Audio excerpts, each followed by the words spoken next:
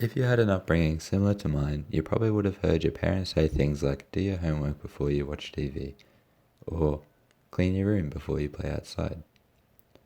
Whether they realized it or not, your parents are essentially using a principle in psychology known as the Premack principle.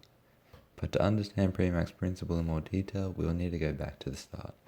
The theory of Premack principle was proposed by Professor David Premack in the 1950s and was derived from his research on primates, or monkeys. Premack's principle is founded in the principle of operant conditioning, which is a form of learning whereby behavior is strengthened or weakened by its consequences. If a behavior is met with an undesirable consequence, the likelihood of that behavior will be weakened.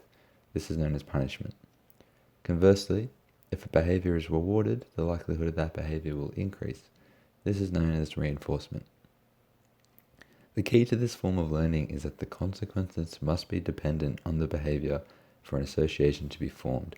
This is called contingency and is also a key component of Premack's principle. Premack found that some responses are more probable than others. Things that people enjoy doing have a higher probability than things that they do not.